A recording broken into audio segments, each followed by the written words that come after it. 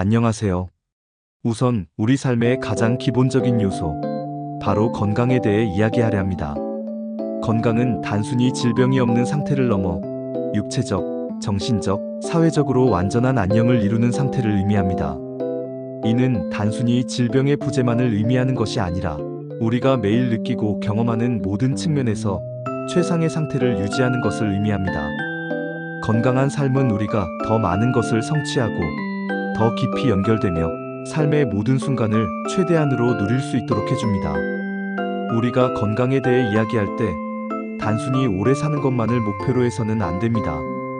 물론 장수는 중요하지만 건강한 삶은 단순히 생존의 연장이 아니라 삶의 질을 향상시키는 것입니다.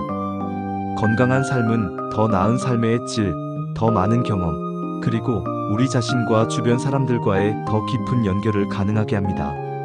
건강은 우리 삶의 모든 측면에 영향을 미치며 우리가 매일 마주하는 모든 일들을 가능하게 하는 기반입니다. 건강한 삶은 우리가 사랑하는 사람들과 더 많은 시간을 보내고 새로운 경험을 하고 우리의 잠재력을 최대한 발휘할 수 있도록 돕습니다. 그렇다면 건강을 유지하기 위해 우리는 무엇을 해야 할까요? 첫 번째로 균형 잡힌 식단이 중요합니다. 우리 몸에 필요한 영양소를 충분히 공급하고 가공식품과 당분 섭취를 줄이는 것이 중요합니다. 건강한 식단은 우리 몸에 필요한 연료를 제공하고 만성질환의 위험을 줄여줍니다. 신선한 채소, 과일, 통곡물, 그리고 적절한 양의 단백질을 섭취하는 것은 건강한 신체를 유지하는 데 필수적입니다. 특히 다양한 색깔의 채소와 과일을 섭취하는 것은 다양한 영양소를 섭취하는 데 도움이 됩니다. 또한 과도한 염분 섭취는 고혈압을 유발할 수 있으므로 나트륨 섭취를 줄이는 것이 중요합니다. 두 번째로 규칙적인 운동입니다. 운동은 심혈관 건강을 개선하고 근육을 강화하며 정신 건강에도 긍정적인 영향을 미칩니다. 운동은 우리의 신체적, 정신적 건강을 모두 증진시키는 강력한 도구입니다. 일주일에 150분 이상의 중강도 유산소 운동과 근력 운동을 병행하는 것이 좋습니다. 유산소 운동은 심폐기능을 향상시키고 근력 운동은 근육량을 늘려 신진대사를 활발하게 합니다. 운동은 단순히 신체적인 활동을 넘어 스트레스를 해소하고 긍정적인 에너지를 얻는 중요한 수단입니다. 운동은 또한 수면의 질을 향상시키고 면역력을 강화하는 데 도움을 줍니다. 세 번째는 충분한 수면입니다. 수면은 우리 몸이 회복하고 재충전하는 시간입니다. 잠을 자는 동안 우리 몸은 손상된 세포를 복구하고 에너지를 비축하며 면역력을 강화합니다. 성인의 경우 하루 7에서 8시간의 수면을 취하는 것이 권장됩니다. 수면 부족은 면역력을 저하시키고 만성 질환의 위험을 증가시킬 수 있습니다. 수면 부족은 또한 인지 능력을 저하시키고 감정 조절에 어려움을 겪게 할 수 있습니다. 따라서 규칙적인 수면 습관을 유지하고 수면 환경을 조성하는 것이 중요합니다. 네 번째는 스트레스 관리입니다. 스트레스는 만병의 근원이라고 할 만큼 건강에 부정적인 영향을 미칩니다. 스트레스는 심혈관 질환, 면역력 저하, 정신 건강 문제 등 다양한 건강 문제를 유발할 수 있습니다. 명상, 요가, 취미 활동 또는 사랑하는 사람들과의 대화를 통해 스트레스를 해소하는 것이 중요합니다. 또한 스트레스 해소를 위해 충분한 휴식을 취하고 긍정적인 생각과 감정을 유지하는 것이 좋습니다. 스트레스 관리 기술을 배우고 필요하다면 전문가의 도움을 받는 것도 좋은 방법입니다. 다섯 번째는 정기적인 건강검진입니다. 질병을 조기에 발견하고 예방하기 위해서는 정기적인 건강검진이 필수적입니다. 조기 발견은 치료의 성공률을 높이고 심각한 합병증을 예방하는 데 도움이 됩니다. 특히 가족력이나 특정 질환의 위험 요인이 있는 경우 더욱 주의 깊게 검진을 받아야 합니다. 정기적인 건강검진을 통해 우리는 건강 상태를 파악하고 필요한 예방 조치를 취할 수 있습니다. 마지막으로 긍정적인 마음가짐을 유지하는 것입니다. 긍정적인 생각은 스트레스를 줄이고 면역력을 강화하며 삶의 질을 향상시킵니다. 긍정적인 마음가짐은 우리가 어려움을 극복하고 긍정적인 관계를 맺으며 삶의 모든 측면에서 만족감을 느낄 수 있도록 돕습니다. 감사하는 마음을 갖고 긍정적인 사람들과 교류하며 자신을 사랑하는 것은 건강한 삶을 위한 중요한 요소입니다. 긍정적인 마음가짐은 또한 우리가 목표를 달성하고 삶의 의미를 찾도록 돕습니다. 우리의 건강은 우리의 가장 소중한 자산입니다. 건강한 삶을 위해서는 꾸준한 노력과 긍정적인 마음가짐이 필요합니다. 건강한 삶은 우리에게 더 많은 기회를 제공하고 더 풍요로운 경험을 할 수 있도록 해줍니다. 오늘부터 건강한 식습관, 규칙적인 운동, 충분한 수면, 스트레스 관리, 정기적인 건강검진, 그리고 긍정적인 마음가짐을 실천하여 건강하고 행복한 삶을 만들어 나가시길 바랍니다. 건강은 우리가 가진 최고의 선물이며 우리는 그것을 소중히 여겨야 합니다. 앞에서 육체적, 정신적 건강이 다 중요하다고 했는데 오늘은 정신적인 건강에 대해 말씀드리도록 하겠습니다. 제가 40대 때 집으로 차를 타고 오다가 길이 막혀 답답해하고 있을 때 갑자기 체한 느낌이 들면서 어지러워지기 시작했습니다. 손가락을 따려고 해도 바늘이 없으니 더 불안해졌습니다. 그런 끝에 단호한 결정을 내리게 되었습니다. 이빨로 엄지손가락 바닥을 물어뜯는 것이었습니다. 피가 나왔지만 증상은 나아질 기미가 보이질 않았죠. 그래서 아내에게 전화해 119를 불렀습니다. 가까운 응급실로 갔지만 의사들은 아무 이상이 없다고 했습니다. 그리고 집으로 귀가하라고 했죠. 나는 어지럽고 죽을 것만 같은데 집으로 가라니까 답답해 따지기 시작했죠. 그러나 의사나 간호사는 진상을 보듯 나를 바라보고 그들도 답답해했습니다. 그래서 별수 없이 집으로 갈 수밖에 없었습니다. 집에서도 증상이 가라앉지 않아 밤을 새우다시피 하고 새벽에 겨우 잠이 들었습니다. 그때는 공황 증세라는 것을 알지 못했습니다. 그러던 어느 날 앞집 남자가 소화가 안 돼 정신병원에서 약을 먹고 나아졌다는 이야기를 듣고 그 길로 그 병원으로 갔죠. 의사는 내 얘기를 듣더니 공황장애라고 얘기해주고 약을 처방해줬습니다. 약을 먹은 후 일주일이 지나니까 나아지면서 소화도 잘 되고 살도 찌기 시작했습니다. 공황장애, 갑작스럽고 극심한 불안과 공포를 특징으로 하는 정신건강질환입니다. 마치 죽음, 질병 또는 끔찍한 재앙이 눈앞에 닥친 듯한 생리적, 심리적 증상을 동반하며 일상생활에 심각한 지장을 초래합니다. 이 영상에서는 공황장애의 실체, 원인, 증상, 그리고 효과적인 대처 방법에 대해 자세히 알아보겠습니다. 공황장애는 생각보다 훨씬 더 많은 사람들에게 영향을 미치는 질환이며 적절한 이해와 치료를 통해 충분히 극복할 수 있습니다. 공황장애는 단순히 불안을 느끼는 것을 넘어 예측 불가능하게 나타나는 공황 발작을 반복적으로 경험하는 질환입니다. 공황 발작은 짧은 시간 안에 최고조에 달하며 극심한 공포와 함께 다양한 신체 증상을 동반합니다.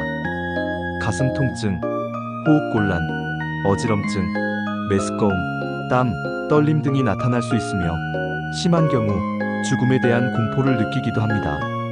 이러한 신체 증상은 응급 상황과 유사하게 느껴지기 때문에 환자는 극심한 고통과 함께 공포감에 휩싸이게 됩니다. 공황 발작은 예고 없이 찾아오기 때문에 환자는 언제 어디서 발작이 일어날지 모른다는 불안감에 시달리며 이는 다시 공황 발작을 유발하는 악순환으로 이어질 수 있습니다. 공황장애는 생각보다 흔한 질환입니다. 연구에 따르면 전 세계 인구의 약 23%가 공황장애를 경험하는 것으로 알려져 있습니다. 이는 특정 시점에서의 유병률이며 평생 유병률은 더 높을 수 있습니다. 공황장애는 남녀노소 누구에게나 발생할 수 있지만 주로 20대, 30대 젊은 층에서 발병률이 높습니다. 또한 가족력이 있는 경우 발병 위험이 높아진다는 연구 결과도 있습니다. 이는 유전적 요인뿐만 아니라 가족 내에서의 스트레스 대처 방식의 학습, 환경적 요인 등의 복합적인 영향으로 분석됩니다. 공황장애는 개인의 삶의 질을 저하시키고 사회적 활동을 제한하는 등 다양한 문제를 야기할 수 있습니다. 공황장애의 정확한 원인은 아직 명확하게 밝혀지지 않았지만 여러 요인이 복합적으로 작용하는 것으로 알려져 있습니다. 뇌의 신경 전달 물질 불균형, 유전적 요인, 스트레스, 트라우마 등이 공황장애 발병에 영향을 미칠 수 있습니다. 특히 만성적인 스트레스나 예상치 못한 사건으로 인한 심리적 충격은 공황장애의 주요한 유발 요인으로 작용할 수 있습니다. 예를 들어 사랑하는 사람의 죽음, 심각한 질병, 경제적 어려움 등은 공황장애 발병의 위험을 높일 수 있습니다. 또한 특정 약물이나 카페인, 니코틴 등의 섭취도 공황 발작을 유발하거나 악화시킬 수 있습니다. 공황장애는 다양한 신체적, 심리적 증상을 동반합니다. 신체적 증상으로는 가슴 통증, 호흡곤란, 어지럼증, 메스꺼움, 땀, 떨림 등이 있으며 심리적 증상으로는 극심한 공포, 죽음에 대한 공포, 현실감 상실, 통제력 상실 등이 있습니다. 이러한 증상들은 예고 없이 갑작스럽게 나타나며 발작의 강도와 빈도는 개인에 따라 다르게 나타날 수 있습니다. 어떤 환자는 하루에도 여러 번 발작을 경험하는 반면 어떤 환자는 일주일에 한두 번 발작을 경험하기도 합니다. 공황 발작의 증상은 개인에 따라 매우 다르게 나타날 수 있으며 때로는 특정 상황이나 장소에서만 발작이 나타나기도 합니다. 공황장애는 정확한 진단을 통해 적절한 치료를 받는 것이 중요합니다. 정신과 전문의는 환자의 증상, 병력, 신체 검사 등을 종합적으로 평가하여 공황장애를 진단합니다. 진단을 위해 환자는 자신의 증상에 대해 자세히 설명하고 과거의 경험, 가족력, 현재 복용 중인 약물 등에 대한 정보를 제공해야 합니다. 공황장애의 치료 방법으로는 약물 치료와 인지행동 치료가 주로 사용됩니다. 조기에 정확한 진단을 받고 치료를 시작할수록 공황장애의 증상을 효과적으로 관리하고 더 나은 예후를 기대할 수 있습니다. 약물 치료는 공황 발작의 빈도와 강도를 줄이는 데 효과적입니다. 주로 선택적 세로토닌, 재흡수 억제제 SSRI와 같은 항우울제를 사용하며 필요에 따라 벤조디아제핀 계열의 항불안제를 단기적으로 사용하기도 합니다. 약물 치료는 전문가의 처방과 감독 아래 이루어져야 하며 부작용 발생 시 즉시 의료진과 상담해야 합니다. 항우울제는 공황 발작의 빈도를 줄이는 데 효과적이며 불안, 우울증 등의 동반 증상을 완화하는 데도 도움이 됩니다. 벤조디아제핀 계열의 약물은 즉각적인 효과를 보이지만 의존성 및 부작용의 위험이 있어 단기적으로 사용됩니다. 인지행동치료 CBT는 공황장애의 근본적인 원인을 해결하는 데 도움을 주는 치료법입니다. CBT는 공황 발작을 유발하는 잘못된 생각과 행동 패턴을 인지하고 이를 수정하는 과정을 통해 불안을 감소시키고 공황 발작에 대한 대처 능력을 향상시키는 데 목표를 둡니다. 노출 치료, 인지 재구조화, 이완 기법 등 다양한 기법을 활용하여 환자가 공황 발작에 대한 두려움을 극복하고 일상생활에 적응할 수 있도록 돕습니다. 노출 치료는 공황 발작을 유발하는 상황에 점진적으로 노출되어 불안을 극복하도록 돕는 방법이며 인지 재구조화는 공황 발작에 대한 왜곡된 생각을 수정하는 기법입니다. 이완 기법은 호흡 훈련, 근육 이완 등을 통해 신체의 긴장을 풀고 불안을 감소시키는 데 도움을 줍니다. 공황장애 환자는 일상생활에서 다양한 어려움을 겪을 수 있습니다. 공황 발작에 대한 두려움 때문에 특정 장소나 상황을 회피하는 경우가 많으며 이는 사회적 고립으로 이어질 수 있습니다. 예를 들어 대중교통 이용, 넓은 공간, 사람 많은 곳 등을 피하게 될 수 있습니다. 하지만 적절한 치료와 꾸준한 노력을 통해 공황장애를 극복하고 건강한 삶을 되찾을 수 있습니다. 다음과 같은 대처 방법을 통해 공황장애를 관리하고 삶의 질을 향상시킬 수 있습니다. 첫째, 공황 발작 발생 시 당황하지 말고 침착하게 대처합니다. 심호흡을 통해 호흡을 조절하고 현재 상황을 긍정적으로 인식하려고 노력합니다. 둘째, 규칙적인 생활 습관을 유지합니다. 충분한 수면, 균형 잡힌 식단, 규칙적인 운동은 불안을 줄이는 데 도움이 됩니다. 셋째, 스트레스를 관리합니다. 명상, 요가, 취미 활동 등을 통해 스트레스를 해소하고 긍정적인 마음가짐을 유지합니다. 넷째, 전문가의 도움을 받습니다.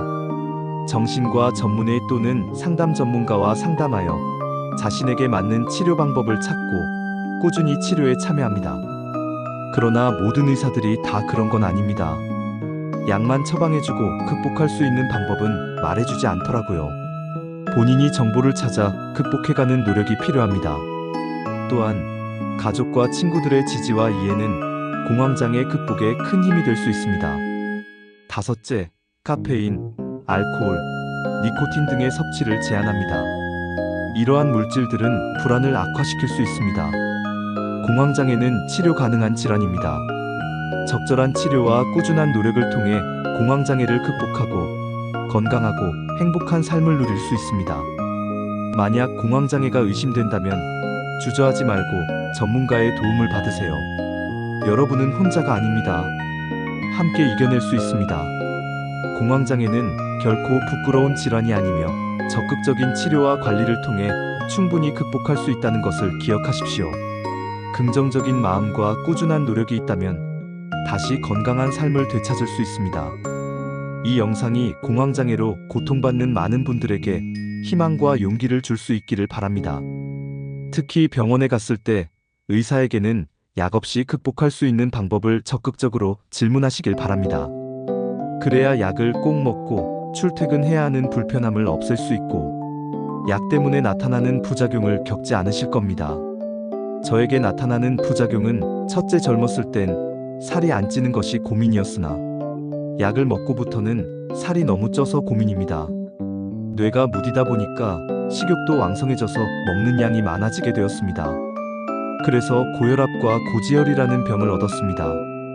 운이 좋아 아직 당뇨는 걸리지 않았지만 운이 안 좋으면 당뇨까지 감당해야 합니다. 고혈압보다 당뇨가 더 무서운 건 잘 아시죠? 그리고 둘째는 성욕이 사라진다는 것입니다. 의사는 그런 부작용은 없을 거란 말씀을 해주셨는데 챗GPT는 성욕 감퇴까지 올 수 있다고 하더라고요. 50대 중반부터 성욕이 없어져 제 자신의 자존심을 잃게 만들었죠. 그래서 약을 안 먹고 극복하는 방법이 중요한 것입니다. 공황장애로 고통받고 계신 분이 계시다면 부디 도움이 되셨으면 좋겠습니다. 끝까지 시청해주셔서 감사합니다. 도움이 되셨다면 구독과 좋아요 부탁드립니다.